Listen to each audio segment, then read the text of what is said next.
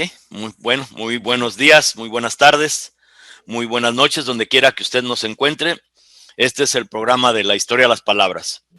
La historia de las palabras viene de las historias orales mayas, donde implica que los dioses del Mayab nos crearon y ellos, al crearnos, vieron inermes y sin crecimiento y se dieron el tiempo de crear las palabras. Las palabras las crearon con piedras, rocas, corrientes de agua fuerte, hasta llegar a arenas y hacer espejos que aducen son las palabras y que cada y todos de nosotros tenemos uno dentro de nosotros con el cual nos comunicamos. En ello, en el reflejo, somos dos en uno y al separarnos aprendimos un poquito el uno del otro. Y pues hoy te vamos a darle continuidad a una posibilidad que estamos manejando, tanto con el maestro Eduardo Correas como el profesor también Enrique González, abogado también, y pues mi compañero de fórmula, el maestro García, y yo, Antonio Arias. Maestro, ¿cómo está, maestro García? No, pues bien, voy progresando en la recuperación, así pues todo va bien.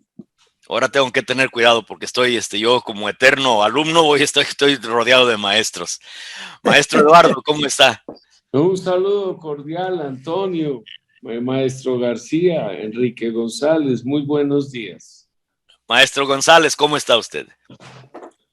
Contento de poder seguir aquí haciendo lo que se puede por tratar de que esto sea un mundo menos injusto. Uh-huh. Bueno, aunque es nuestro protocolo, ahora pues ya son invitados conocidos, hemos tenido varias pláticas con ustedes, pero de nuevo, para el beneficio de la audiencia y los que tal vez no nos hayan escuchado, una forma limitada de decir quiénes son, pero no como maestros, no como profesores, sino como personas. ¿Dónde nacieron? ¿Eran vagos? ¿Qué pasó con ustedes? ¿Siguen siendo vagos? Eduardo.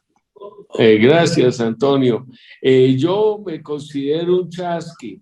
El que viaja, recoge y lleva mensaje. Eso es lo que he hecho toda mi vida. Ahora lo hago como profesor universitario, pero yo siempre fui alguien que viajó y recogió mensaje y llevó mensaje de un lado para otro. Eso era una profesión antigua de los quechuas. Y pues se trató de perder, pero la estamos recuperando. Bueno, a Eduardo, gracias. Maestro González, aunque de nuevo ya es persona conocida y muchísimas gracias por el tiempo a ambos. ¿Quién es el señor González aquí, el maestro Ruiz, en términos personales? Me considero un cultivador de la esperanza. No obstante que el mundo nos quiere convencer de que es inútil luchar, de que no vale la pena arriesgar, de que el ser humano no tiene compostura. No obstante todo eso, nosotros seguimos neceando para tratar de alcanzar un mundo de fraternidad, de sororidad, de aprecio y de afecto entre todos los seres humanos. Okay. A eso me dedico y en eso espero terminar mis días cuando se determine. A la orden. Bueno, maestro García, aquí estamos de nuevo tratando de darle vueltas a las ideas, a ver qué sale.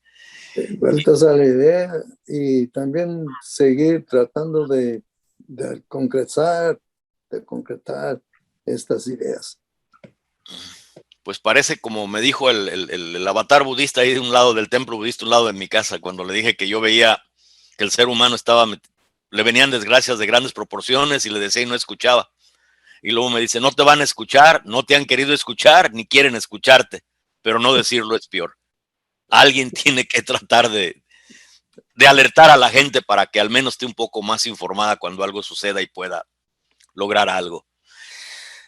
Pues bien, estamos tratando de darle vueltas a una idea o a sentar las bases de una idea que nos lleve a una posible reunión en la Ciudad de México. Y a cómo asentar las bases para una discusión bastante difícil y compleja. Cómo gente que desde distintos puntos de vista, distintas formas de pensar, se junta y tiene una condición de fondo, una abstracción, algo que lo ayude a facilitar esa comunicación. Y queremos armar esta comunicación basado de nuevo en el planteamiento o la propuesta que hizo AMLO cuando estaba como candidato a la presidencia, en donde él especificó que la corrupción es uno de los factores que destroza la sociedad. Y creo que es un factor universal que destroza sociedades y es válido. Ahora, ¿cómo en ese planteamiento y en la realidad podemos como pueblo llevarlo a que tenga una oportunidad de vida en la vida social de nosotros? Y eso es parte de lo que tratamos de hacer, ver si acaso gente donde este planteamiento de la corrupción no ha llegado, con gente de La Parota, con gente de las costas de Michoacán, personas que hemos hablado de Chiapas, de madres de desaparecidos en distintas formas. Esta victimización por la corrupción que todavía sigue persistente está ahí y no sabemos cómo lo que propuso Obrador se pueda llevar a cabo. Yo desde mi perspectiva pienso yo que el cambio real viene más que nada desde el pueblo, desde la conciencia del pueblo, y no puede venir del poder ni del capital. Esa es al menos mi perspectiva, y en ese sentido queremos ver si esta reunión que logremos, o no sabemos si lo logremos, tenga una base y nos dé una oportunidad de platicar y avanzar y darle una contestación al planteamiento de Obrador. Y no sé si yo la puse en la perspectiva adecuada, pero sí quisiera que el maestro Enrique, que hablamos anteriormente sobre esto en el programa anterior, me diera su perspectiva, si la puse bien, si hay algo que quisiera agregar, ya que lo platicamos anteriormente, para tratar de ver si esta plática la podemos avanzar un poco. Maestro Enrique, ¿qué piensa? ¿Cómo lo plantearía usted? México vive una circunstancia interesante. ¿Hay alguien con sonido atrás? Ok, ahí está. Adelante, maestro González. Una perspectiva interesante en la que vive México. Estamos en condiciones de iniciar algunas transformaciones que apunten hacia cambios de fondo en lo que ocurre en nuestro país. Las circunstancias permitieron que llegara un gobierno diferente a los del anterior régimen. El viejo régimen no pudo hacer lo que mejor sabía hacer: fraudes electorales. Era un régimen especializado en simular procesos democráticos, en aparentar que hacía elecciones, como los magos sacaba de la chistera multitudes aclamando a personajes, y perfeccionó la técnica de engañar al mundo, a la opinión pública en general, haciéndose pasar por un régimen democrático. El viejo régimen era un régimen que se basaba centralmente en la corrupción. Era y es corrupto ese viejo régimen porque se apropia de lo que no le corresponde, porque saquea las arcas públicas, porque utiliza el aparato del Estado para beneficiar a unos cuantos, y porque lanza a situaciones de insatisfacción y de falta de medios suficientes para desarrollarse a millones de seres humanos.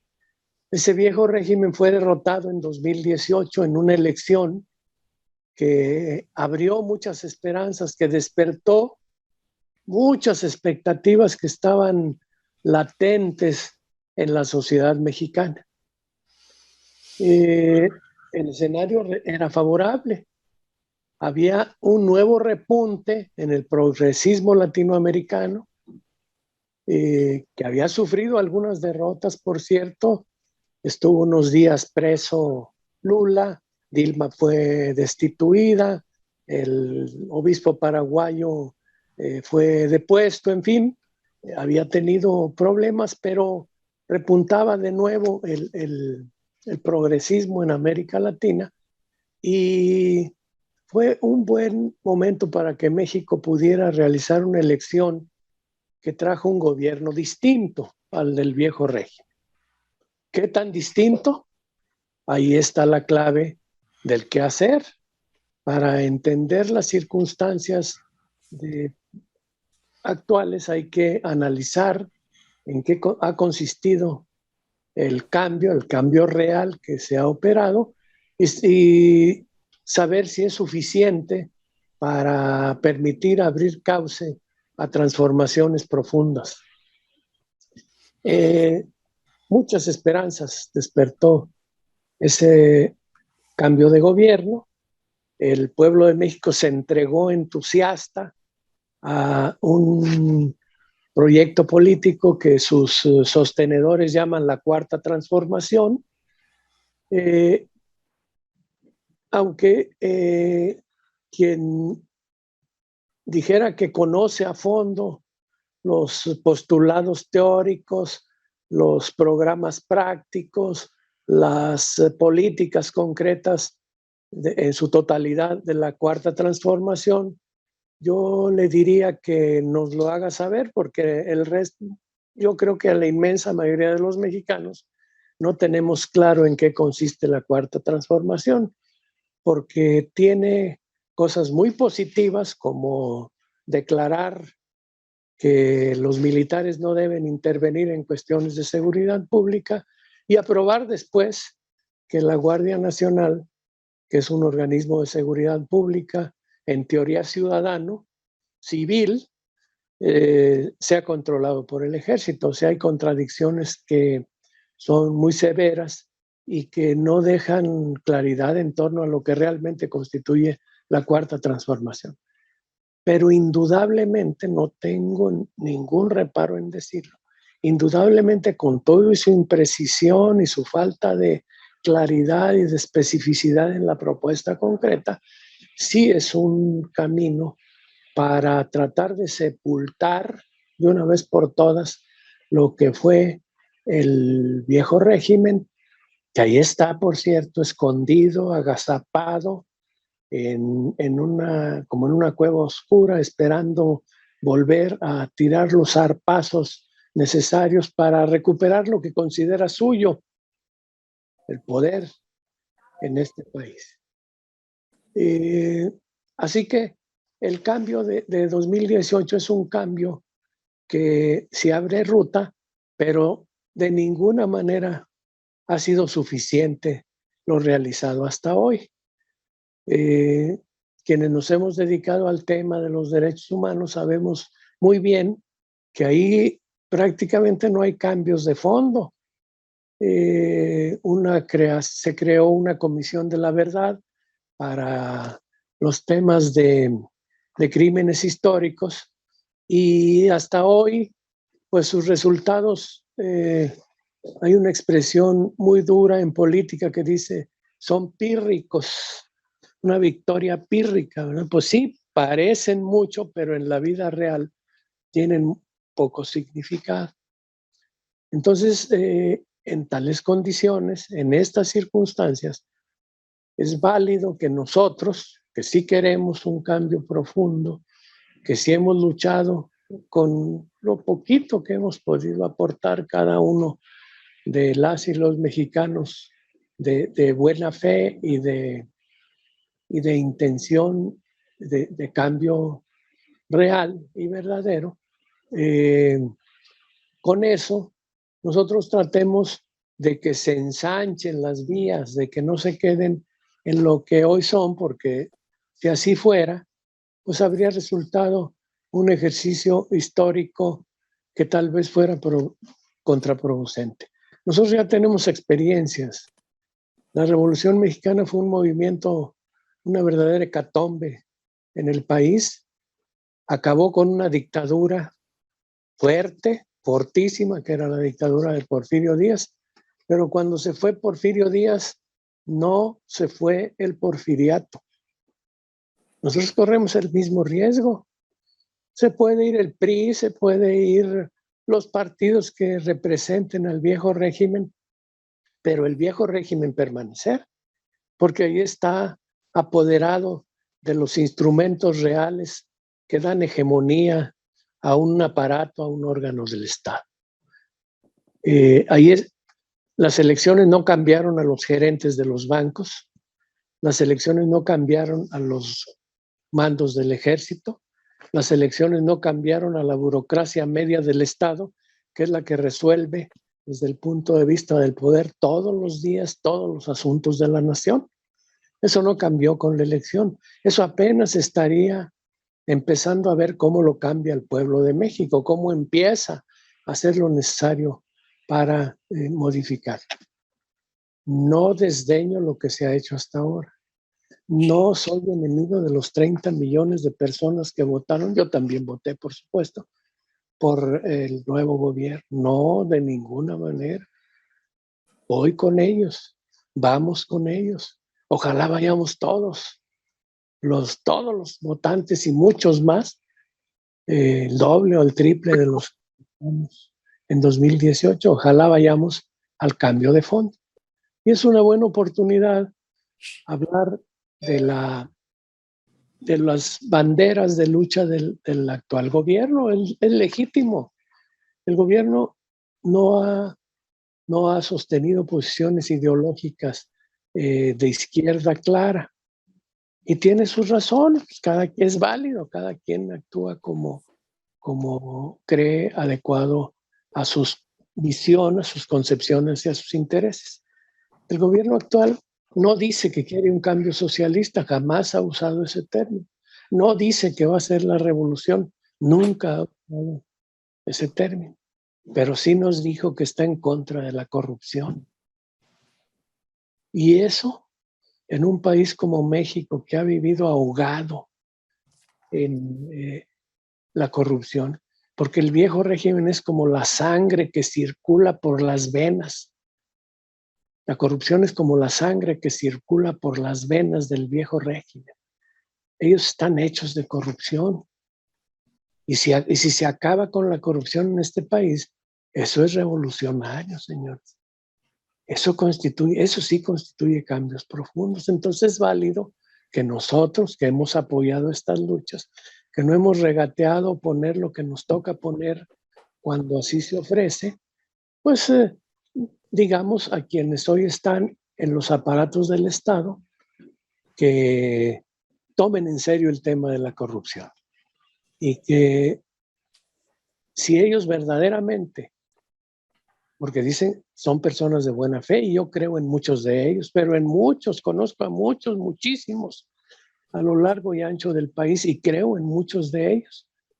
Bueno, pues vamos a tomar en serio esa bandera contra la corrupción, y fundado en ello vamos a tratar de ensanchar los caminos para la transformación verdadera y profunda de México. Diré para terminar mi intervención en esta parte. Está por realizarse un proceso electoral. López Obrador está cumpliendo su palabra de no reelegirse. Hay que valorar eso, no hay que pensar que es una cosa insignificante. Todos los seres humanos tenemos, ¿qué diría? Pues ambiciones, tenemos deseos, tenemos sueños, tenemos anhelos, y es muy difícil ver que quien ha llegado al poder renuncie a la posibilidad de seguir en él, de repetir en él. Acaba de morir un personaje que estuvo más de 60 años en el poder. Imagínense lo atractivo que es eso, enormemente atractivo.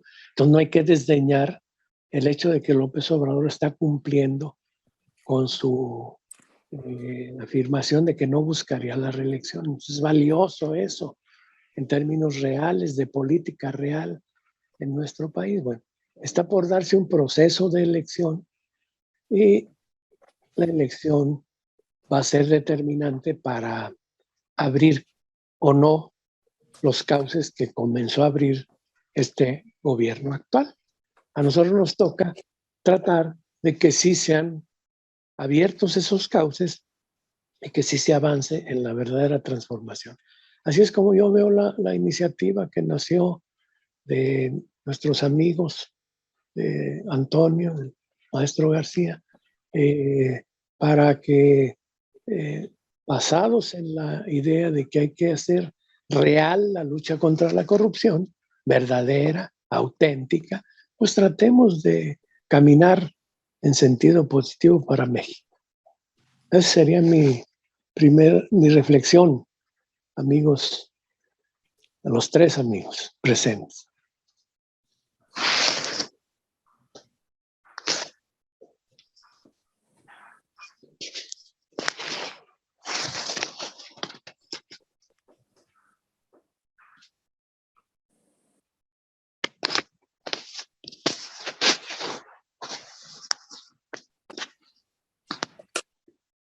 Antonio. Hola. Antonio. Creo que nos dejaron solo, profesor. Parece. Muy entusiasmado. Maestro García. Bueno, pues, ¿por qué no sigamos con su reacción, Eduardo? Muchas gracias, maestro García. Yo me sumo, como siempre, a las sabias palabras de mi maestro Enrique González Ruiz, pero por supuesto que quisiera agregar otro componente para hacer un poco más complejo el análisis. El Estado moderno tiene 3 estamentos: el ejecutivo, el legislativo y el judicial. Se ganó uno de los estamentos en el proceso electoral. Se ganó, se triunfó con López Obrador como resultado de una gran movilización y control en el país entero, de casilla por casilla en las elecciones pasadas. Pero eso no quiere decir que el aparato judicial esté jugando en concordancia con el aparato ejecutivo. Y el aparato judicial, al revés, ha sido un factor retardatario, ha sido un factor de contravía a las políticas contra la corrupción. Es un aparato en sí mismo tremendamente corrupto. Entonces, pensar que porque se ganó las elecciones ya se acabó la corrupción en México no deja ver que los otros 2 estamentos juegan su papel.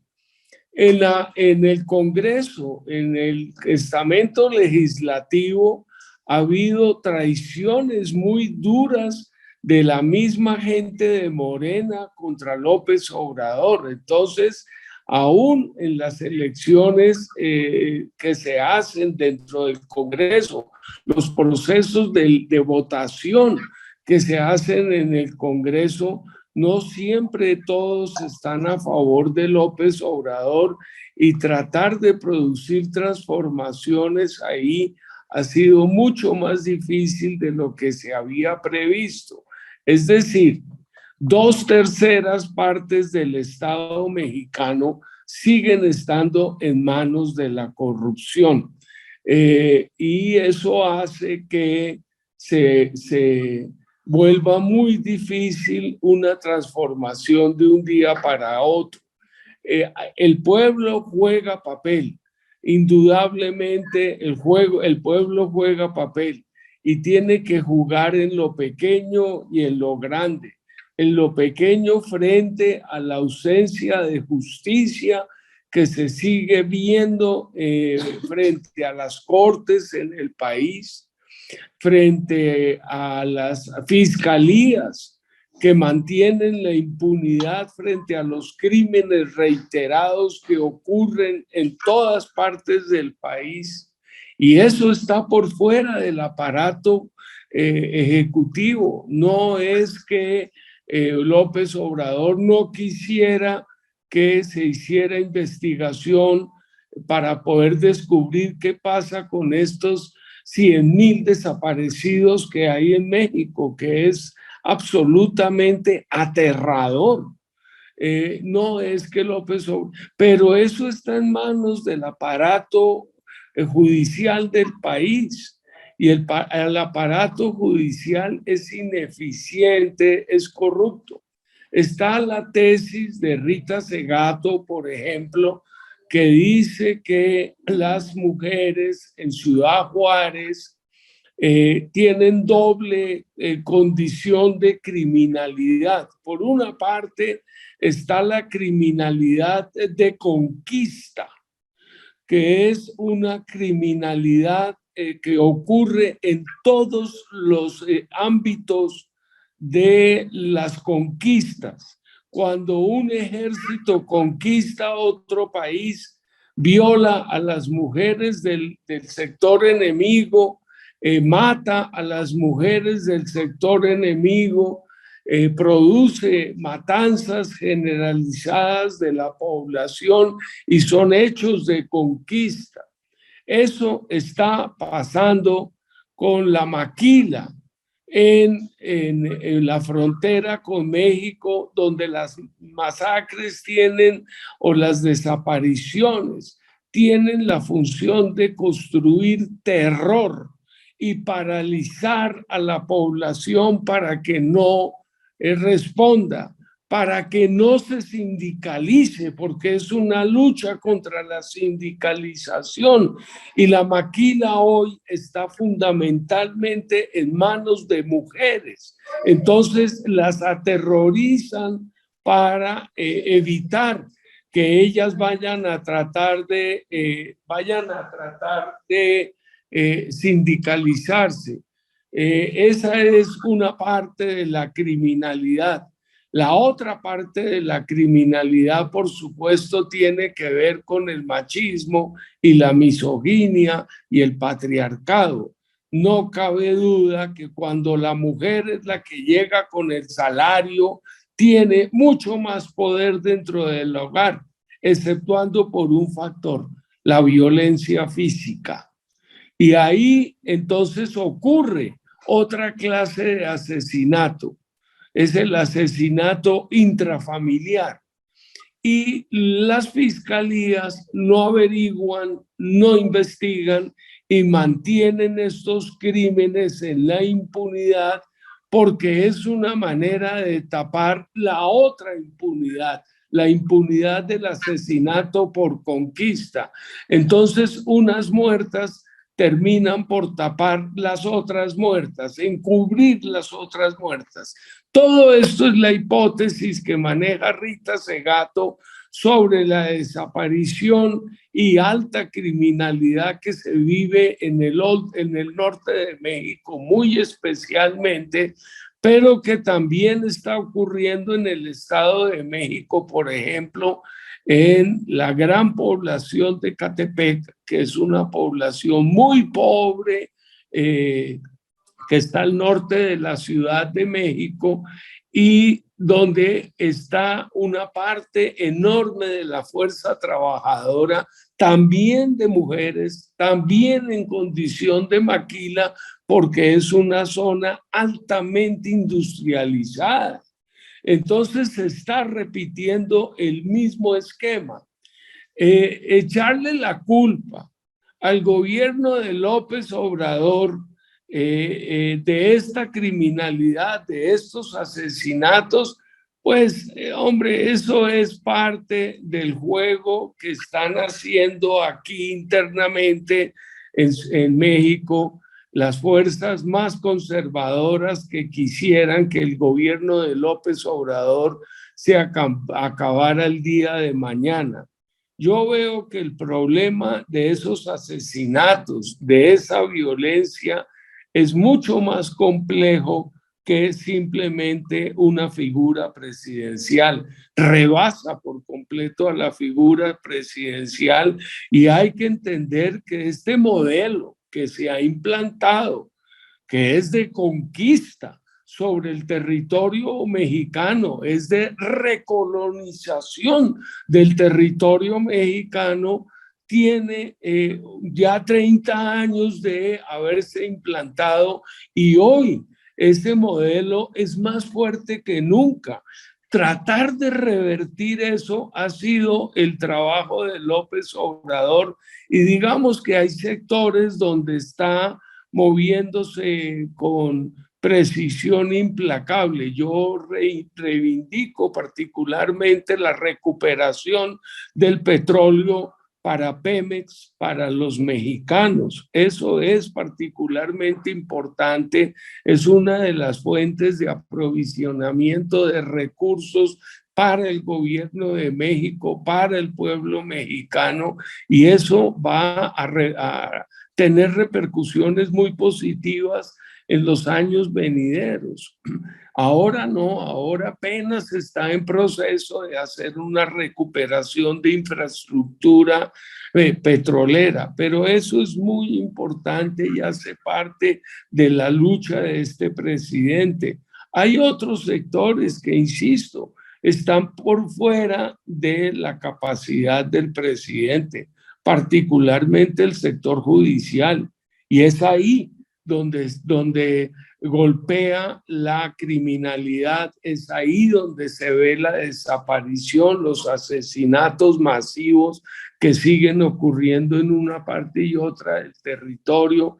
Lo que compete a López Obrador de haber tratado de construir una nueva policía, acabar con esa policía federal que no hacía nada y era cómplice, como se ha visto claramente, cómplice de la criminalidad total en México, con García Luna, que lo están juzgando allá en Estados Unidos, en Nueva York, y ese era el jefe de la seguridad de México, la mano derecha de Calderón, pero que era un ejemplo más del sistema de operación de las policías con las figuras presidenciales. Eso está cambiando también. Son intentos, son ejercicios, son experimentos para ver cómo logra enderezar a este país que durante muchos años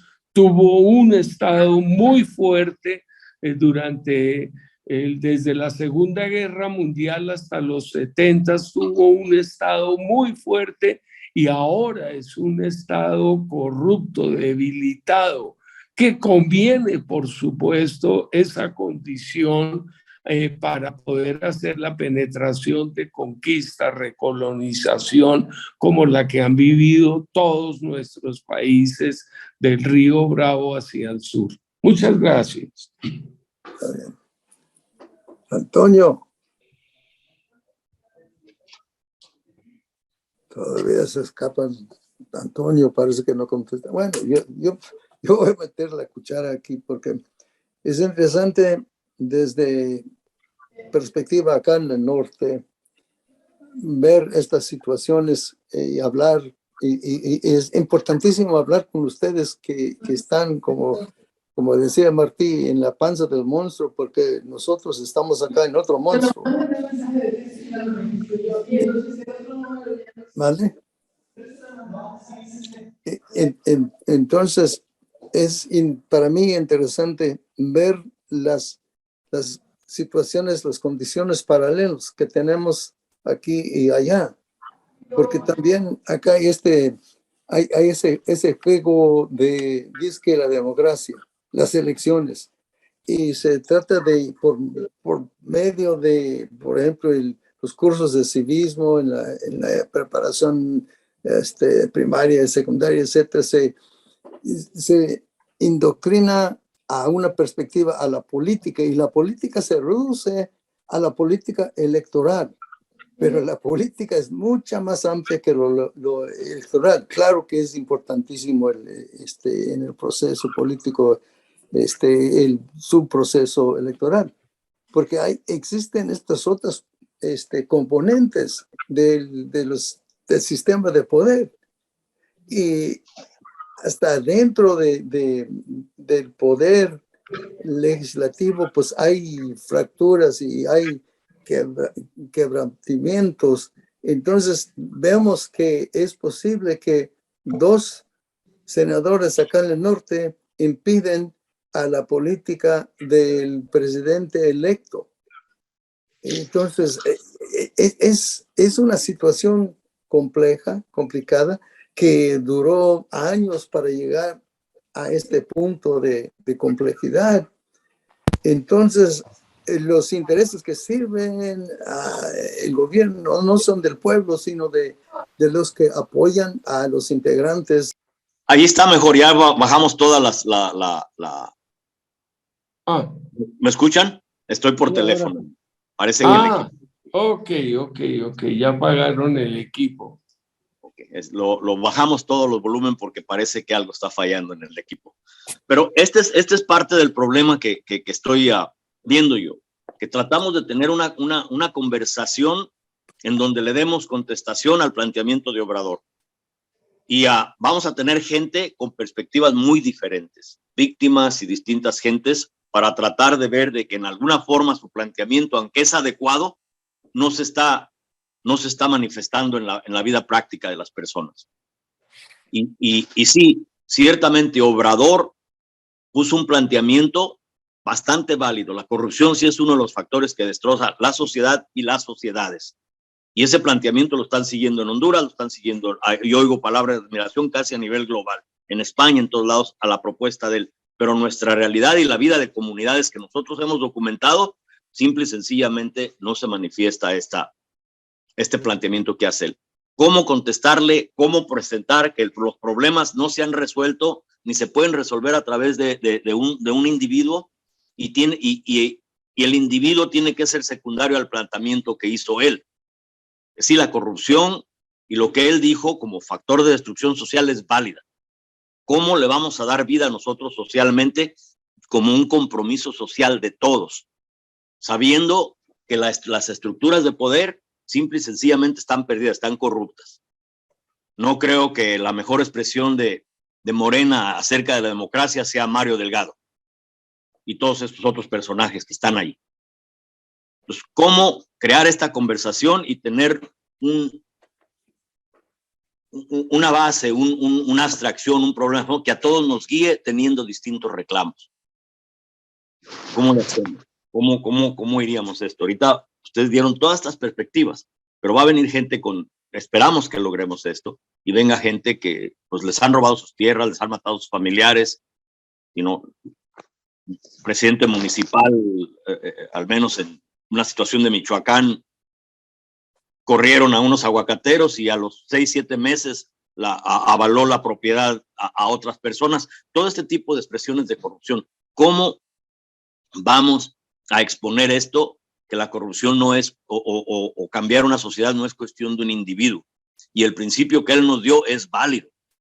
¿Cómo lo avanzamos? ¿Cómo platicamos entre todos, siendo diferentes, teniendo una base que nos ayude a comprender en forma 1 día, 2 días, 3 días, para poder dar el siguiente paso en una reunión donde vengan gente de distinta perspectiva? ¿Qué piensan o cómo veríamos esto? ¿Qué piensa, Eduardo? A ver si acaso, eso se tiene que editar mucho, pero en Facebook. Antonio, yo te he dicho a ti todo el tiempo y ahorita en la última presentación, tal vez porque te perdiste, no me escuchaste, pero sí, yo lo primero que dije fue que el Estado moderno tiene 3 estamentos de poder: el ejecutivo, el legislativo y el judicial. El judicial sigue siendo un aparato tremendamente corrupto. El judicial es el encargado de hacer las investigaciones sobre asesinatos, desapariciones. Por supuesto que si es un aparato corrupto que se creó durante 30 años de neoliberalismo, no está en manos de López Obrador cambiar eso. Eso está por fuera. Es un estamento que funciona con autonomía total, fuera de la presidencia, del ejecutivo. Y el aparato legislativo está exactamente en una situación muy en línea floja, donde López Obrador todos los días pierde a alguien de Morena que no va a votar por las transformaciones que se están proponiendo. Eduardo, está esta estructura de poder, bien establecida por ti, también por el maestro González. ¿Cómo la vamos a retar? ¿Cómo estos que hacen las cosas a nombre del pueblo excluyen al pueblo en la participación y el pueblo se excluye solo? ¿Cómo nosotros como pueblo vamos a meternos en esta plática? Para que haya un balance más justo en sociedad. ¿Cómo? Quiero agregar una última cosa. Este problema de las tierras, está muy ligado a la minería. No es solamente a los aguacateros, que por supuesto hacen parte de esta relación, este vínculo entre lo agrícola y lo minero en México, que es exportación de materia prima hacia los Estados Unidos, y hay un proceso de despojo territorial.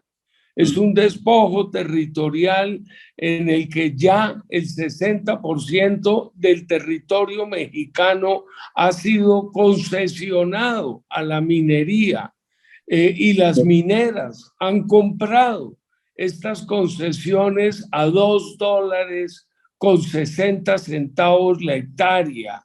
Y ya son dueños de esos territorios, ya pagaron por esos territorios en estos últimos 30 años. Ellos tienen escriturado, concesionado el derecho de explotación sobre esas tierras. Esa parte significa hacer un enfrentamiento directo con el gobierno de los Estados Unidos en dos vías. En una vía, la Organización Mundial del Comercio, que ha creado unos tribunales donde si se quiere recuperar esas tierras, hay que pagar unas cifras absolutamente estratosféricas porque se rompen esos contratos. La otra vía es la amenaza de una penetración militar sobre territorio mexicano. Esto ocurrió sobre la zona donde está el litio en Sonora. Se mataron a una familia de norteamericanos mexicanos y inmediatamente Trump amenazó con que iba a hacer una intervención militar sobre la región. Casualmente y curiosamente, exactamente la región donde están las grandes reservas de litio de México. Entonces, la situación es de candela, es grave, es supremamente delicada y los avances son pausados. Yo por eso digo que hay puntos donde se está recuperando soberanía nacional, pero hay otros terrenos en donde eso no se ha podido revertir. El problema de la territorialidad mexicana está en juego y hasta ahora López Obrador efectivamente no ha tocado el tema siquiera, no lo ha tratado. Eduardo, la estructura está ahí y es vigente a nivel global. Nos están robando, nos están matando como humanidad. ¿Cómo vamos a tratar de crear este reto? La estructura está ahí, está para destrozarse y para protegerse a sí mismo. Obrador nos dio esta partitura sobre la corrupción. ¿Cómo vamos a integrarnos a este diálogo, a esta dinámica? ¿Cómo vamos a ser pueblo que reclame en forma verdadera con el mínimo posible de riesgo? Esta gente no se va a ir en silencio. No se están yendo en silencio con Petro. Hay amenazas contra gente que yo conozco, distintas cosas. Pero ¿cómo como pueblo llegamos a la propuesta que dijo Obrador sobre la corrupción y empezamos a exigir un cambio a fondo, un cambio profundo? Deja ver si don Enrique tiene alguna reflexión al respecto. ¿Qué piensa don Enrique? ¿Cómo llegamos a eso? Más si vamos a tratar de tener un diálogo con gente distinta, todos juntos, y ocupamos una abstracción, algo que no nos distraiga mucho en los detalles, a la vez que nos dé detalles. ¿Cómo le hacemos? ¿Qué piensa don Enrique? A ver, vamos a trabajar entonces nosotros en la idea de esa actividad que se está pensando, una concentración de personas provenientes de distintas expresiones sociales mexicanas, cómo van a debatir y a decir su punto de vista sobre lo que viene, el futuro del país, la perspectiva de avance del país. Vamos buscando cómo tematizar eso y cómo organizarlo para dar posibilidad de intervención y de participación a todo el que llegue, y de pues buscar que de ahí se saque algo más avanzado que aquello que estamos analizando, no solo el enunciado teórico de la corrupción, sino en qué se traduce en la vida real luchar contra la corrupción. ¿Contra cuál corrupción en concreto estamos hablando para que se registren avances? De otro modo, otra vez Adelante. Adelante, don Enrique. Eso es lo que yo veo, cómo tematizamos y cómo organizamos el debate en torno a esta idea general que ya aceptamos que es válida. Es válido que, partiendo del tema de la corrupción, planteemos la profundización del cambio en el país. ¿Cómo? ¿Cuándo? ¿Con quién? ¿Y hacia qué metas específicas? Señalando en particular qué es lo que queremos en este momentito histórico. Y digamos, las personas que están hablando sobre la cancelación de la deuda externa, ellos van a tener su propia perspectiva y quieren ser escuchados. La gente que hemos nosotros visto en las costas de Michoacán, que los han quitado sus territorios y les han matado familiares, ellos también quieren ser escuchados. ¿Cómo son escuchados? Son conscientes de que tenemos que ir más lejos de su dolor, aunque suene un poco tal vez cruel el no dejarlos expresar lo que tengan que expresar, pero que hay una situación en donde todos tenemos que comprender un propósito generalizado a la vez que particular. ¿Cómo vamos a entrarle esas ideas siendo todos diferentes? Ese es parte del problema que yo veo desde ahorita. Uno de los abogados que están dispuestos a ayudar para mover uno o dos grupos de aquí de Estados Unidos me dijo, mira, dice, el gobierno de México está metido en todo y casi la mayoría de gente de poder, en corrupción, en asesinatos, en todo, pero nadie quiere que le echen en cara sus fallas. Y lo que se va a hacer es echarle en cara sus fallas. ¿Cómo lo hacemos? No con un afán de provocar aún mayor violencia, sino evitar que México caiga a un autodestrozo, que es nuestro afán. No andamos buscando pleito. Tenemos que esto se acomode en bienestar común y, si es posible, global. ¿Cómo le hacemos? ¿Cómo trabajamos esto? ¿Cómo en esta reunión sentamos bases para no entretenernos una plática larga y al final no logremos gran cosa? ¿Cómo tematizar? ¿Cómo hacer esto? Esa es parte de lo que mi preocupación ve. No sé. Maestro García, ¿cómo veo? También ya está.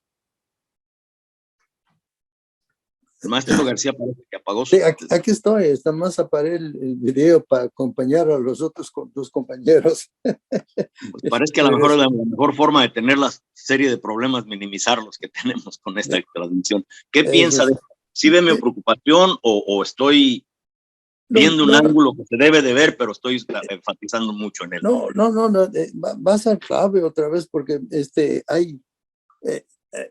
según algunos, Fidel Castro dijo, pues todos hablan de la unidad, hay que unirnos, pero hay que considerar, hay que fijarnos en las bases de esa unidad, porque si llega tanta gente agobiada, tanta gente oprimida, entonces cada quien tiene que hablar de la opresión particular de ellos mismos, y podemos pasar semanas hablando y desahogándonos de esa opresión, ese dolor. Entonces hay que llegar al punto en que ya nos fijamos en las bases de la unión para movernos adelante. Y para eso, pues yo creo que otra vez volvamos a las palabras del Padre Prisi, los principios, pero principios básicos de rendición de cuentas. Y entonces buscar las maneras de mandar, de imponer este requerimiento de que los que están en las posiciones del poder, ya que sea judicial, legislativo, presidencial, y cualquier nivel nacional, estatal y municipal, tienen que someterse a estos procesos de investigaciones forenses, fiscales, para evitar que, mire, yo estaba diciendo que me sorprende que la base de los problemas al sur son iguales que los de acá en el norte. El Congreso estadounidense tiene como 500 miembros, 400 son millonarios. La mayoría no eran millonarios al llegar al Congreso, se hicieron millonarios con un salario de menos de 200,000 al año. ¿Y cómo es posible eso? Pues ya sabemos, es que se venden, están comprados, entonces defienden y promueven intereses de los que les dan cheques. El jefe de la Cámara Baja lo agarraron una vez caminando por la Cámara repartiendo cheques. No, esa es la corrupción. Y para combatir esa corrupción, hay que ponerle luz, no dejarlos en la oscuridad y luego demandar. Y en eso tenemos que ponernos de acuerdo todos los oprimidos, todos los que sufren, y hay que usar ese dolor personal para promover una vida digna para todos. La habilidad de cada quien, ¿no? Eduardo tiene una habilidad muy única en documentar y todo este tipo de atrocidades. Pero al final, con estas atrocidades, el robo de litio, petróleo, todo esto, nos tienen que rendir cuentas. Que tenemos que tener esa documentación. Tenemos que tener todas estas bases para mostrar aquí se llevaron esto, quién accedió, quién dio, cuánto se llevó y si estuvo dentro de su error normal o terminó con bienes. Pues nos tienen que rendir cuentas. Lo que el padre Peraza, un principio básico y fácil de comprender y no muy complejo para llegar a lo que algunas personas de Chiapas quieren participar en relación a la discusión de la democracia como principio. Pero son principios ya más complejos a los que podemos llegar primeramente a través del planteamiento que hizo Obrador sobre la corrupción y que nos entreguen cuentas como pueblo. ¿Quién se llevó cosas que no tiene y no merece para que las devuelva? Y si es factible, llevarlo a juicio sin venganzas para que pague el precio justo por su ofensa al pueblo. Y eso es a todos los políticos. Pero no podemos tampoco llegar a la venganza. Vamos a quedar básicamente tirándonos piedras de un lado a otro sin llegar a nada. Pero sí nos tienen que rendir cuentas. No sé, Eduardo, ¿qué te dé a pensar esto? Eduardo. Ya. Sí, ya, no, aquí estoy. Yo creo que sí hay que buscar forma de construir alianzas y hacer poder popular para poder entrar en contradicción con aquellos que roban, que saquean y que matan. Esos son nuestros verdaderos enemigos. Yo no, por eso creo que si nos equivocamos en la identificación de quién es el enemigo, vamos a tener contradicciones muy fuertes y no vamos a poder caminar juntos muy lejos. Me parece que las fiscalías son un objetivo en este momento y hay que ponerles nombres y lugar y sitios, porque son estas fiscalías o estos ministerios públicos que son parte del sistema judicial de México los responsables de que se siga produciendo el saqueo de tierras y es ahí donde está el episodio. Deja pararte un poquito en esto, Eduardo. ¿En qué paso estamos? Estamos tratando de ver si podemos tener una conversación nosotros los de abajo entre nosotros mismos. Sí. Esta estructura de poder siempre nos ha robado, siempre ha buscado, y gente buena entra ahí y termina también siendo absorta por esta máquina. Entonces, ¿cómo como pueblo empezamos a tener una plática no para construir un mundo completamente distinto y diferente, sino al menos más equitativo? Que no sean tan abusivos como principio. Pero ¿cómo vamos a dar el primer paso? ¿Cómo nos reunimos nosotros los de abajo, los agraviados, los que supuestamente esta mentada democracia hace todo a nombre de nosotros para pisotearnos? ¿Cómo le hacemos? Enrique, ¿qué piensa? Bueno, pues estoy en lo dicho, si hay que estructurar un poco más, entonces la idea, en principio tenemos en mente una reunión de personas dolientes, pero actuantes, personas que han sido dañadas por el sistema, pero que tienen la decisión de luchar, de combatir contra eso. Bueno, si esa es la perspectiva inmediata para enfrentar eso, pues hay que tratar de buscar cómo organizar la discusión el día que se realicen o los días que se realice esa actividad y sacar el mejor provecho. ¿Qué creo que en este momento podría ser algo que dé posibilidades? Bueno, pues un planteamiento muy fundado, muy sólido, unos nuevos sentimientos de la nación para que los aspirantes a puestos públicos de Morena o el grupo que quede encabezando, que seguramente serán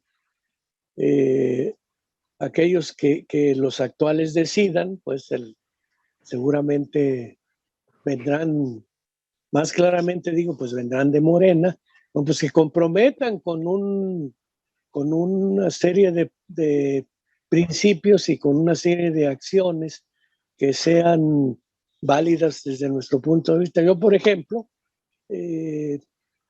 trataría a mi modo y con lo que pudiera de que analicen el tema de la deuda externa en lugar de estar ahí con el cuento del Tratado México, Estados Unidos, Canadá, que si nosotros también los vamos a espiar a ellos en sus sindicatos y que no, pues eso no me parece que sea lo relevante. Lo relevante son acciones concretas como la suspensión del pago de la deuda mientras la contamos, mientras que se audita, que se haga una auditoría para saber qué parte es legítima y qué parte es ilegítima y cuál procede legítimamente que se pague y cuál ya no procede legítimamente que se pague. Por ejemplo, si logramos sacar una serie de propuestas así de esa reunión, pues creo que habremos hecho algo útil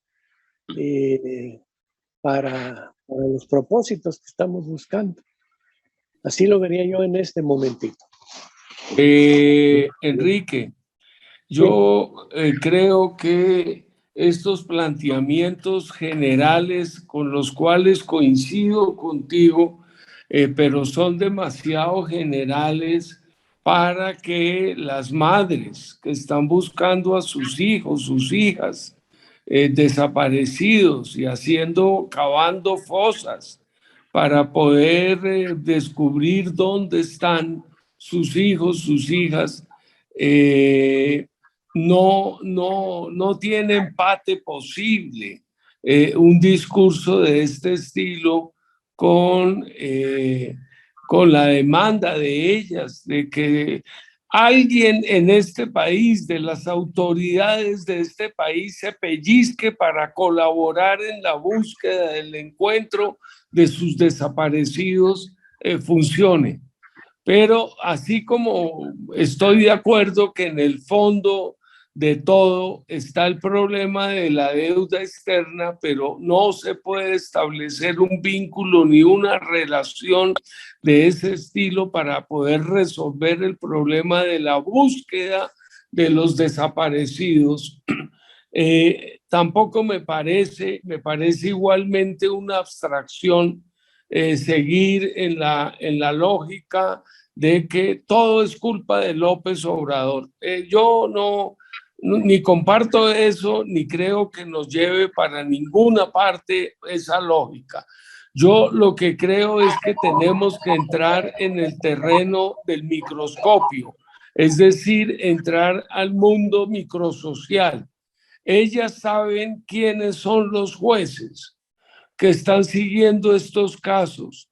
Ellas saben quiénes son los ministerios públicos encargados de hacer estas búsquedas. Ellas saben quiénes son, digo, las madres de los desaparecidos. Ellas saben quiénes son las fiscalías que están dejando de actuar con nombre propio. Dirijamos toda la lucha contra estos ministerios, contra esa corrupción del aparato judicial, porque ahí podemos encontrar eco y acompañamiento incluso de López Obrador. Es decir, hay que hacer fuerzas de unidad, no fuerzas de ruptura, porque si concentramos toda la fuerza contra López Obrador, no vamos para ninguna parte y no estamos identificando a los verdaderos responsables de ese robo de esa tierra, de ese saqueo que se está produciendo y más grave aún, de quienes han desaparecido. Yo por eso concentraría en posiciones que nos pueden llevar a triunfos pequeños pero valiosos para la gente que está en el desespero, porque es una situación de desespero la que están viviendo los familiares de los desaparecidos. Termino. Sí. Es en eso, compañeros. El Obrador hizo un planteamiento válido. Obrador ya es secundario a su planteamiento. La corrupción, sí es cierto, es uno de los factores que nos están destrozando y están destrozando cualquier otra sociedad. Eso es lo válido. Él ya es secundario al planteamiento, al menos en lo que podemos darle vida social a esta postura que él dijo, a este planteamiento. ¿Cómo vamos a forzarlo a que esto sea una realidad social y empezar básicamente a que todos caigan a juicio? Pero a través de la presión del pueblo. Lo que pasó con don Enrique en la Comisión de la Verdad fue a base de la presión de las víctimas que se logró exponer las atrocidades de la guerra sucia. Y nosotros como víctima social, como gente que nos han robado nuestros recursos, que han entregado nuestra vida social, nos tienen que rendir cuentas. Y una de las cosas que a mí me da esperanza, usando tal vez un mal ejemplo, la situación de Ucrania, en donde Rusia está resistiendo porque tiene control de sus recursos naturales. Y cualquier sociedad que no tenga control de sus recursos naturales, para bien común, está básicamente destinada a una especie de exterminio o servir de colonia eterna. Tenemos que recuperar nuestros recursos para una vida común. Y para eso, como pueblo, tenemos que tener la capacidad de reclamo. ¿A quién prometió servirnos? Son los políticos o la gente en el poder. Tienen que entregarnos cuentas. Tenemos que recuperar el control de nuestros recursos para tener una vida más en común, mejor. Educación que nos lleve básicamente a modular nuestra reproducción, a hacerla más responsable, distintas cosas que podemos hacer con los recursos y no lo que estas gentes ha hecho con la vida nacional de nosotros. Que desde los 70, gracias a todos los maestros como ustedes que se han tomado el tiempo de platicar conmigo y de tratar de ver de que de alguna forma entienda cosas, yo veo que la oportunidad está en que el pueblo tenga conciencia y haga un reclamo en común y no se niegue a sí mismo o quede enajenado por una estructura de poder que lo domina, sea por miedo o por dependencia. No sé, ¿qué le da a pensar, Enrique?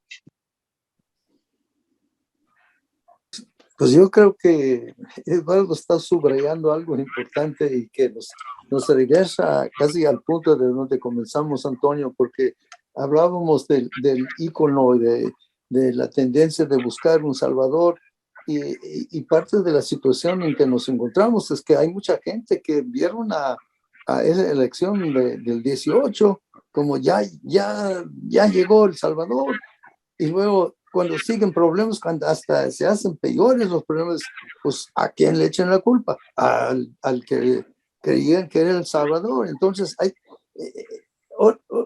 parte del problema es que tenemos que romper esta visión política que se enseña a mucha gente, porque lo observan de afuera, que los electos van a resolver los problemas, y si no, pues son las causas de los problemas. Entonces, no, hay que romper esa perspectiva y va a ser difícil que convencer a gente que nosotros mismos compartimos,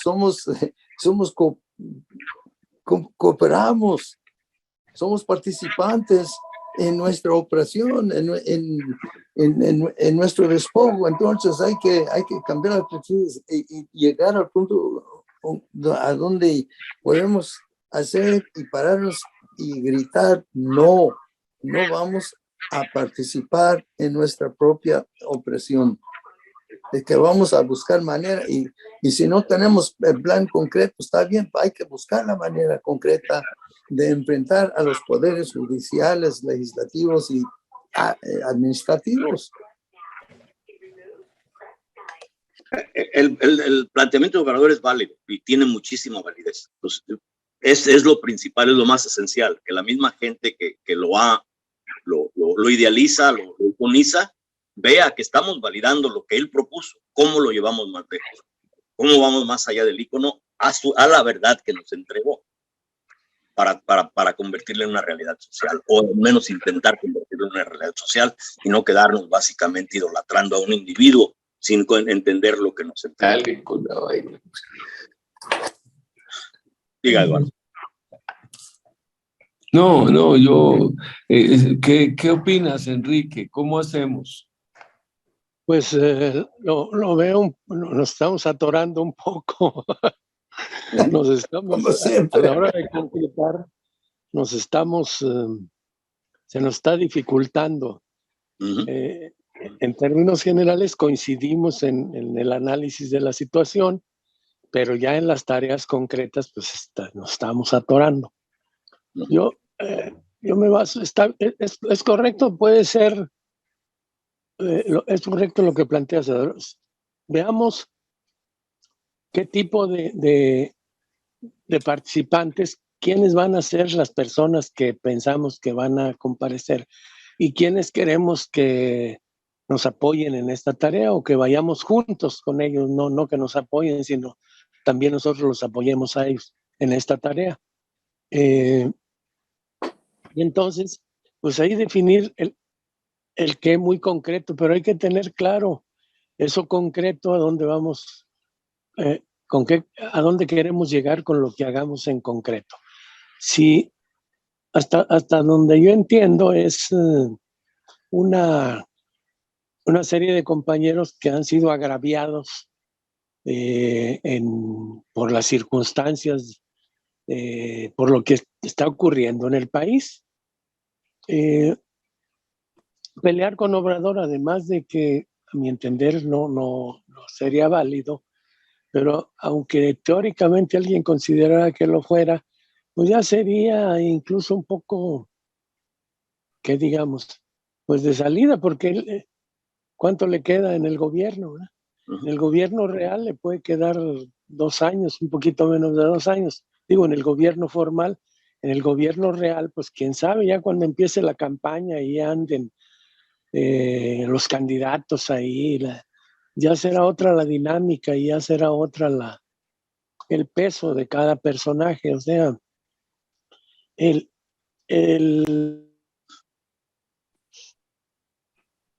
González se perdió, pero dentro de lo que yo digo, en lo que recupera su micrófono, lo que yo digo, el planteamiento de él es válido. Y es ese planteamiento en el que tenemos que trabajar. Es válido y es más permanente que él, si lo logramos trabajar. Porque es válido y es válido básicamente a la eternidad. ¿No? Don Enrique perdió su micrófono. Don Enrique.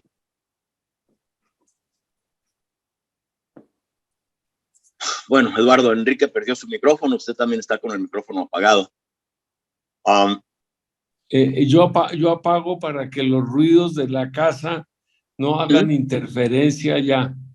Pero es la misma situación entre lo que estamos discutiendo. El planteamiento de Obrador es válido y es más permanente que él. Podemos nosotros endiosarnos o vilificarlo y no vamos a llegar a nada, pero su planteamiento tiene una alta validez y es más permanente que él. Porque sí es cierto lo que dice él. ¿Cómo trabajamos eso para que este planteamiento sea una guía y tenga mayor capacidad de guiarnos? Díganos, don Enrique, perdió su micrófono. Sí, perdí el micrófono porque me habló mi esposa, imagínense, sí, qué barbaridad. Tenía que perderlo. Bueno. Pero más o menos digo, lo que está diciendo, el planteamiento que él hizo tiene validez a la eternidad, es real.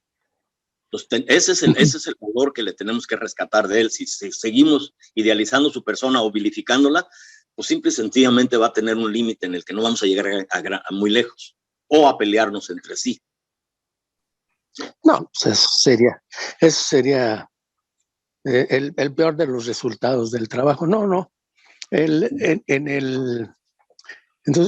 el escenario lo que yo veo es que pues ya como un personaje pues está prácticamente dando lo máximo que puede dar. Desde su perspectiva está haciendo ya todo lo que ha podido hacer. No veo que nos reserve muchas sorpresas ya de y esto es una de las cosas también, al menos desde mí, si él está haciendo esta perspectiva con el empuje y la crítica del pueblo, puede llegar más lejos inclusive en lo que le queda de tiempo. Y eso ayuda entonces a los de Morena, ayuda a todos esos, a que valide su propuesta en vez de que terminen como el PRD, ¿no? Una cosa secundaria a nuestra historia nacional. Que te traen ese riesgo ellos, si no avalan la propuesta o el planteamiento que él hizo. Pero ocupamos desde el pueblo empujarlo inclusive más lejos. Yo no lo veo que sea torpe, ¿no? Y percibe cosas.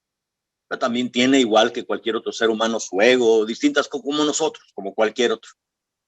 Pero su planteamiento es, y si desde ahí lo empujamos a él más lejos, críticas que lo avalen y le den inclusive mayor poder para confrontar a la estructura en forma más eficiente y nos deje a nosotros una posibilidad hacia el futuro con el que viene, creo que ganamos mucho. Miren, en esa perspectiva, para ponerlo como ejemplo concreto de lo que nosotros acabamos de entregar, la versión 2022 del Premio Nacional Carlos Montemayor, y se le entregamos a José Bracho, que fue guerrillero con Genaro Vázquez, y a Orozco Mitchell, que fue guerrillero de la Liga Comunista 23 de septiembre, y lo hicimos en Los Pinos, que era la residencia presidencial. O sea, así es como yo interpreto. O sea, lo quiero poner como ejemplo, no para presumirlo con ustedes, que son mis amigos, sino simplemente para cómo la vemos, cómo analizamos nosotros, en lugar de darle el reconocimiento de mayor al mejor literato de México, que pudo también haber sido igualmente válido, optamos por gente de lucha, por gente de combate. ¿Para qué? Pues para incidir y presionar en las acciones del actual gobierno, y abrir los espacios, abrir más los espacios abiertos por las políticas del actual gobierno. Por supuesto que no se trata de pelear con él, se trata de aprovechar de la mejor manera posible para avanzar. Por ahí va. Ahí le va mi momento de presunción. Una estación, un programador de KPFK, de una de las estaciones comunitarias de aquí más conocidas de Estados Unidos, en Los Ángeles, me encargó que a ver si le podía yo agendar a Montemayor para un programa. Y yo tuve la oportunidad de hablar con él como por 8 o 10 minutos. No había leído sus trabajos y no sabía yo la importancia. Él se sentía solo, quería estar hablando con alguien. lo trajo el consulado mexicano para hablar en la Biblioteca General de Los Ángeles, la Biblioteca Pública de Los Ángeles. Y yo por 8 minutos hablé con él, sin saber básicamente sus libros y su significado, pero tuve yo la oportunidad de hablar con él por unos minutos. Entonces ese es mi momento de presunción ahí. Sí, sí. Bueno, pues a eso me refiero cuando digo que hay que aprovechar el momento y este tema de la corrupción y este tema de los alcances reales que tiene un gobierno como el que tenemos, para no bordar en el vacío, pues aprovecharlos de la mejor manera posible. Yo creo que se puede aprovechar si logramos al menos de forma organizada, de forma colectiva, decir nuestra perspectiva de lo que está pasando en el país y de lo que debe pasar en el futuro, por supuesto, sin enfrentar y sin golpear, y si no somos la derecha vendepatria, pero tampoco sin callar lo que tenemos que decir.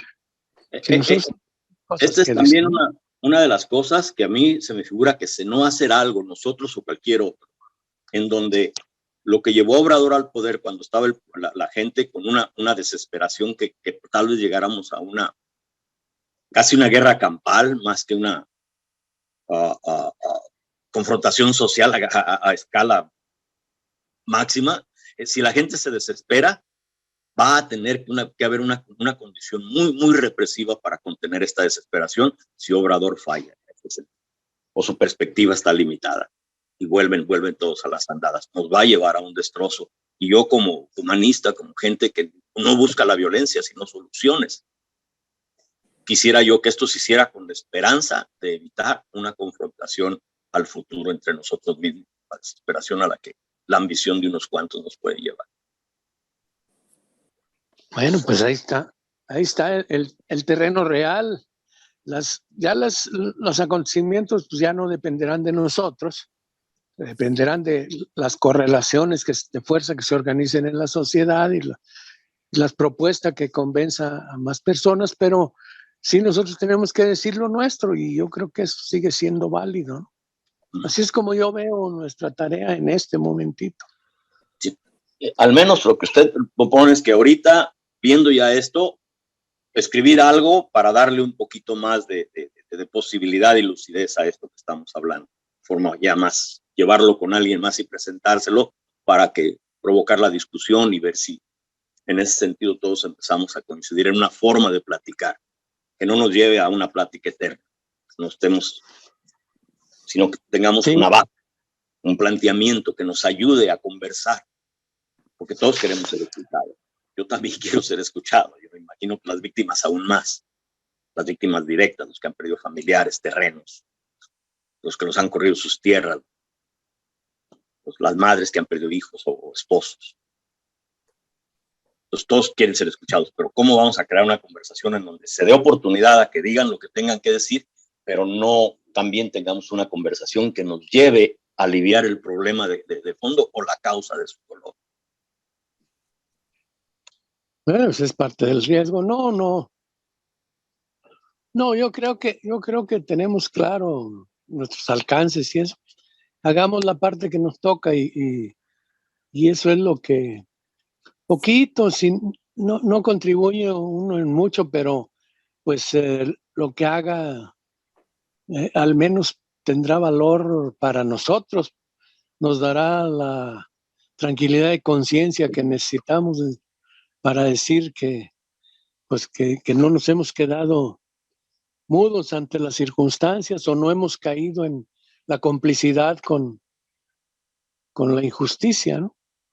Eso es lo que yo creo. Le digo, aquí en la diáspora, con los que se ha hablado, sí hay cierto eco a esta idea. Sí que quieren platicar, queremos platicar. Y van a ser pláticas pues, no muy fáciles, dogmas, distintas perspectivas, todo eso se tiene que trabajar con ello para que hagamos un entendimiento de qué hacer y cómo hacerle, con la esperanza mía de que se evite una desgracia mayor en México o en cualquier otro lado.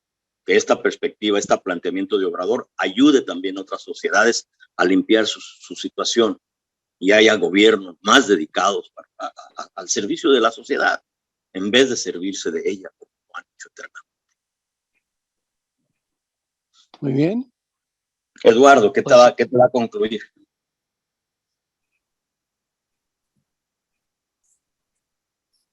Eduardo, parece que... ¿Huyó, profesor? No, aquí estoy. Bueno.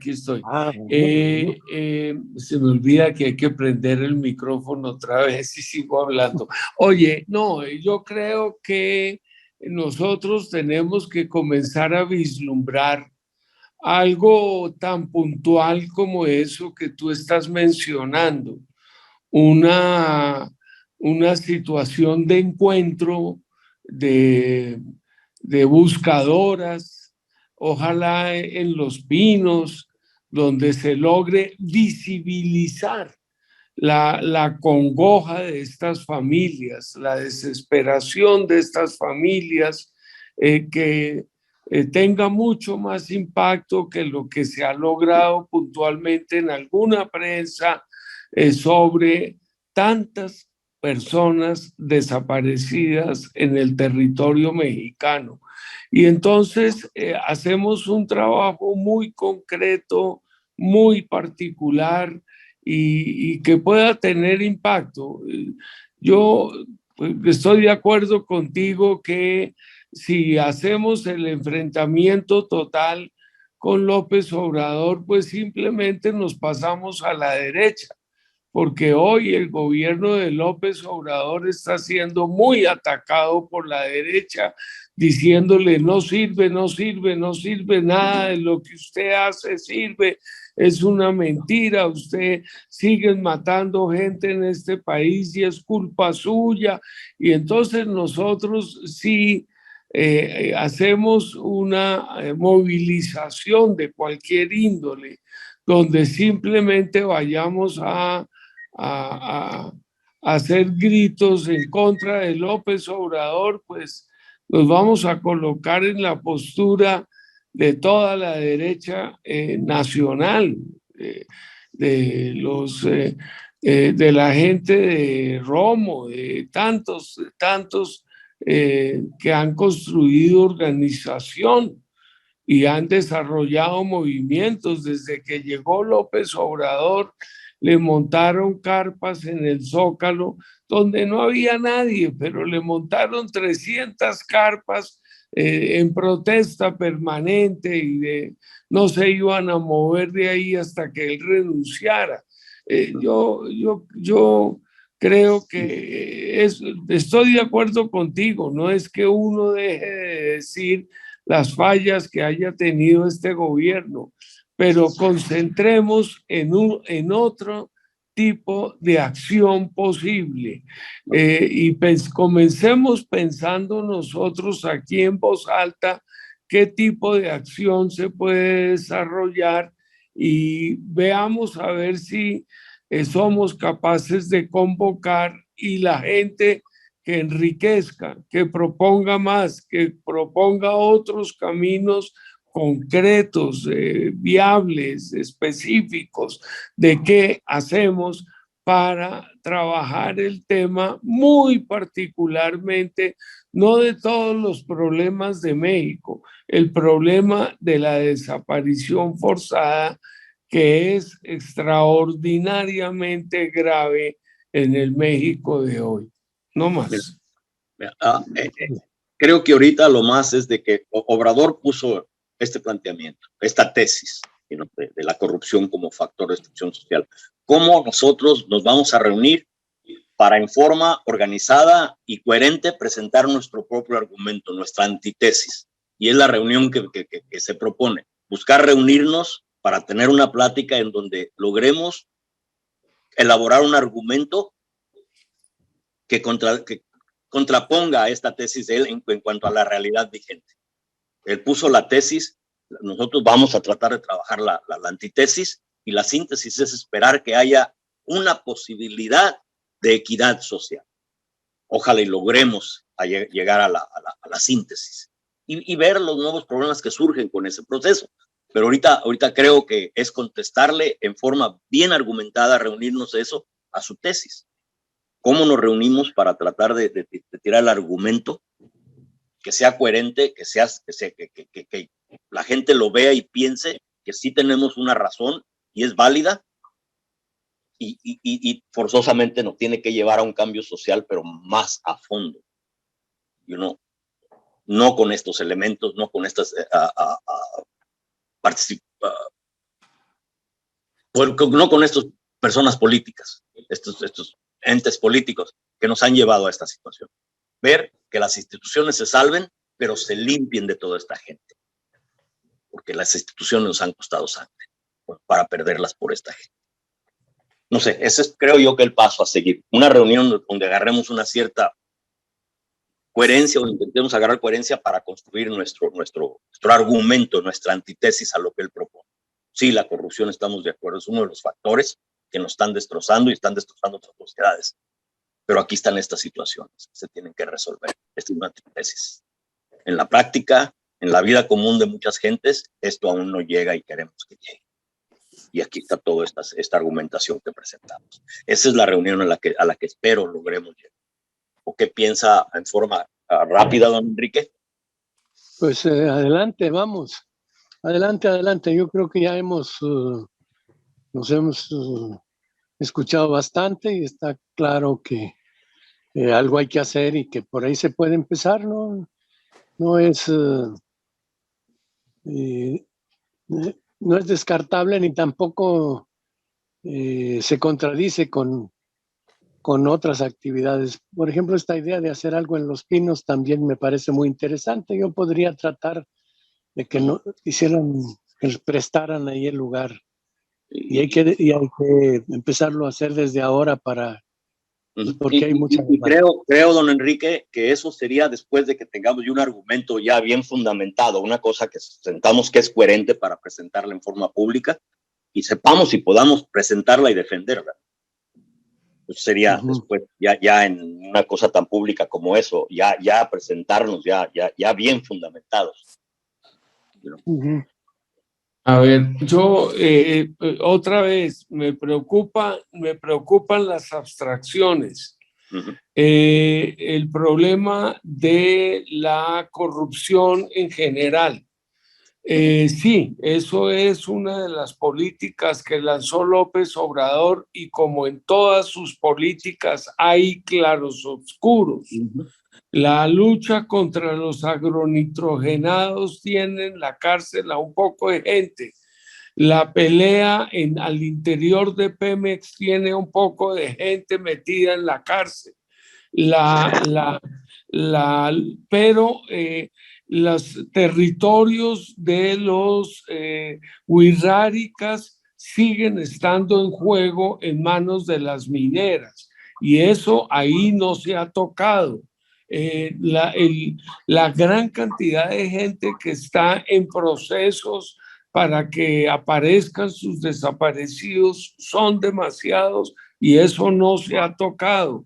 Es decir, deberíamos de concentrar sobre terrenos que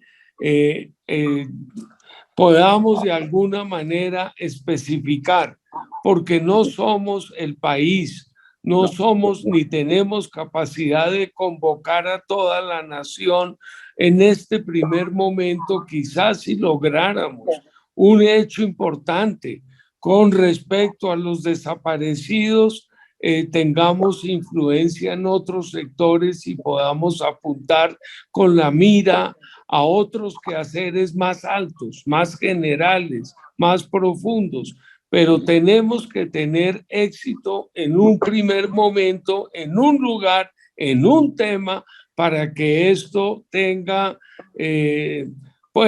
salida real de construcción política, de convocatoria, de organización, de movimiento. Miren, Segalmex, ya están metidos en la cárcel varios de los actuantes durante el gobierno de López Obrador, que fueron contratados por López Obrador para que manejaran esta empresa paraestatal y los tipos se llenaron los bolsillos de billetes. Ya los agarraron, ya los van a meter a la cárcel. Entonces, por eso digo que lucha contra la corrupción es un claroscuro de este gobierno. Eduardo, caminar entre lo abstracto y lo concreto. La abstracción es la idea fundamental que está dentro de todo esto que estás mencionando. Lo concreto es traer a las distintas víctimas de distintas cosas a que expongan su situación para tener ya una expresión concreta de esta expresión abstracta, de nosotros, no de los políticos. Los políticos van a hablar, como dijo Enrique la otra vez, una cosa y finalmente por intereses van a hacer otra. Es como pueblo nosotros vamos a hacer el reclamo con la abstracción y lo concreto. Caminar en ambas. La abstracción nos ayuda a tener pláticas centralizadas. Lo concreto, traer a las gentes que han victimizado, a los distintos procesos, tal vez es donde tú seas bien útil en muchos sentidos. Toda esta capacidad de análisis, de traer, de documentación, nos ayuda a que tenemos este caso, como nos ayudaste con lo de las madres igualtecas y la situación de ahí de Iguala y todo eso que se puso. Organizaste y pusiste esto y al final Encinas se vio obligado a ir y trabajar con ella en forma más pacífica en vez de agresiva como lo estaba haciendo anterior a lo que tú nos ayudaste a documentar y ordenar. Entonces, todos tenemos un papel en esto, pero caminar entre lo concreto, lo abstracto y lo concreto. La abstracción en sí nos ayuda a buscar expresiones concretas de la realidad misma y tener capacidad de análisis y juntarlas a través de esto. ¿Cómo vamos a caminar eso? No es fácil. No va a ser sencillo ni nunca lo ha sido. Bueno.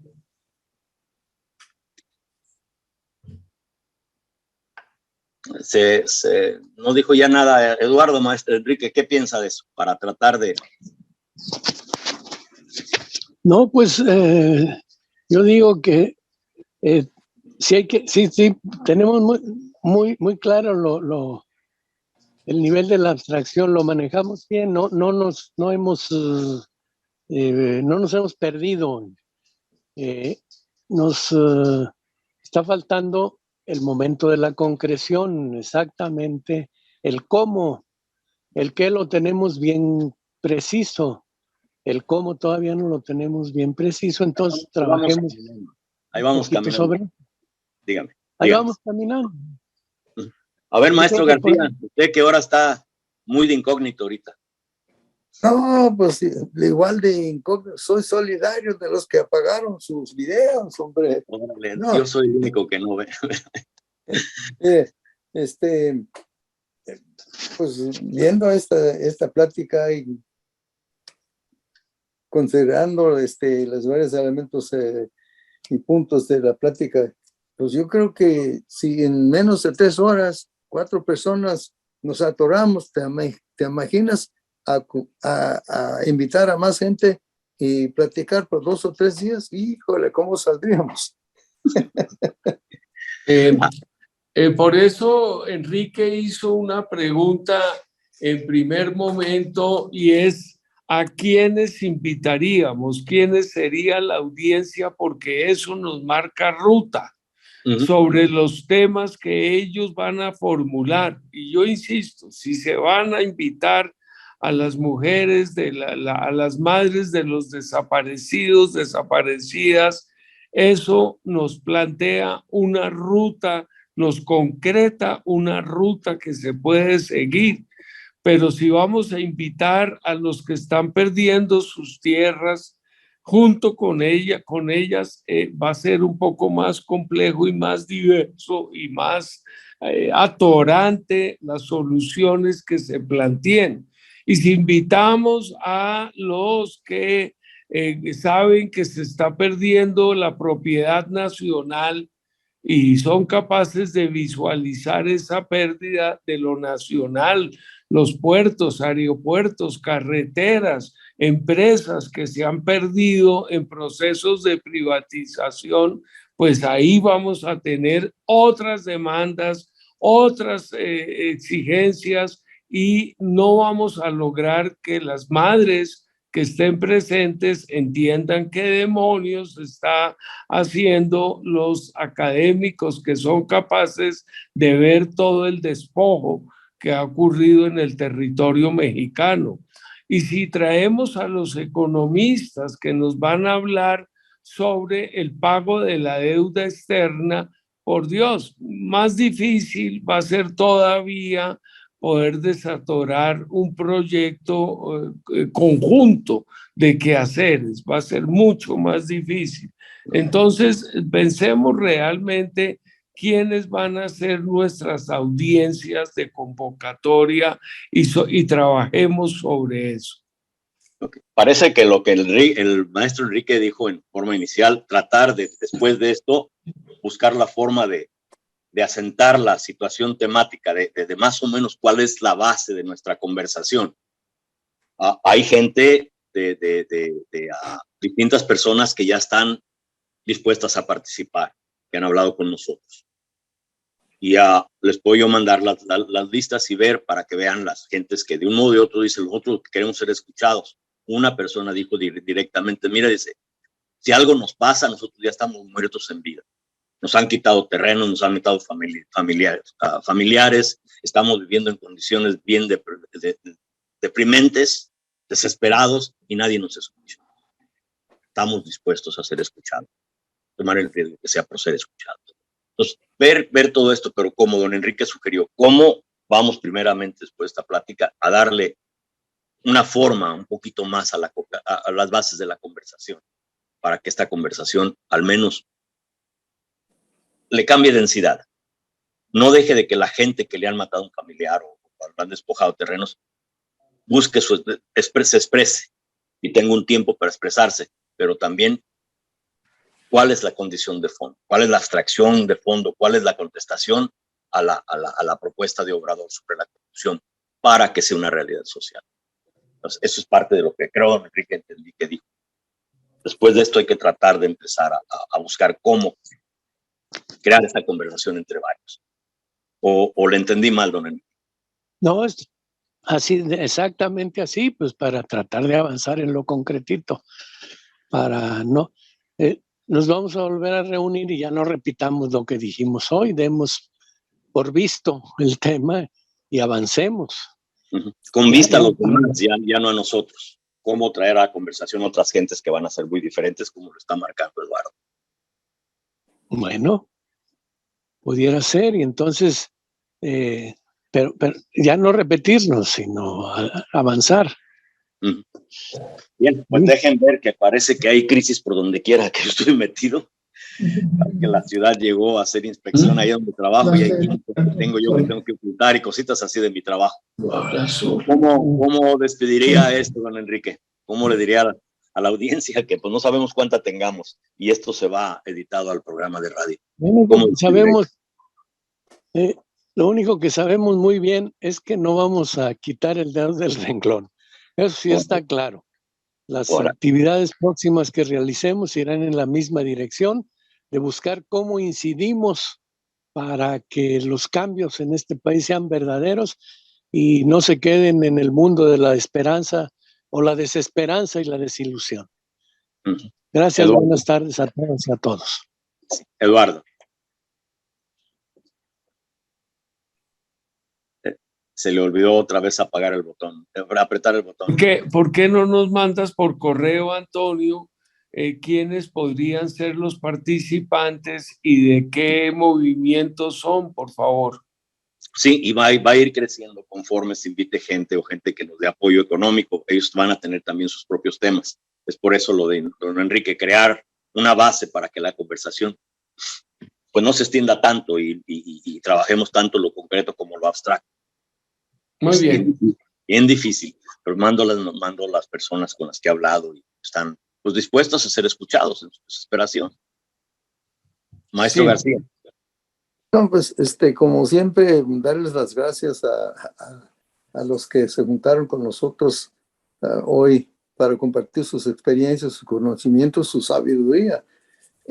Y también decirle a Antonio que debemos entrar en una investigación, indagación más a fondo con la teoría de los de la Mayam, porque platicamos, aprendemos, pero a separarnos no solamente sabemos un poquito más, pero también podríamos ser más atorados. Así, pues, hay que cambiarle un poco, ¿no? Pues hay que buscar el paso después de separarnos, ¿qué? para aclarar el pensamiento. Okay. No, pues solamente por el proceso. Una vez alguien me preguntó de que una reunión de una naturaleza similar a esta, ¿cuál sería el mejor resultado? Yo le dije, para mí el mejor resultado es de que todos al final nos vayamos en silencio pensando en lo que oímos. Que hay un silencio bien absoluto. Que todos estemos meditando en, hijo de la fregada, esto que estoy viendo me compromete y me asusta. Y en vez de aplaudir y decir y quedarnos callados, porque estamos bien, nos llegó, nos entró este compromiso. Para mí sería lo mejor. Y si en este reflejo de uno y otro, de muchos entre sí por los espejos, ojalá lleguemos a ese silencio. Ojalá y logremos esa condición de meditar a fondo todo lo que escuchamos y vimos. Poder ver al otro en forma integral y que el otro nos vea a nosotros también. Bien, pues yo creo que este fue el programa de la historia de las palabras, ¿no? Y de nuevo, en la historia de las palabras nosotros creemos que el tratar de entender por qué pensamos como pensamos, al entender el porqué de nuestro pensar, tal vez nos ayude a cambiar nuestras circunstancias. Muchísimas gracias, que usted nos haya escuchado. Muchas gracias a los dos por haber estado en la invitación. Un abrazo y muy buen día.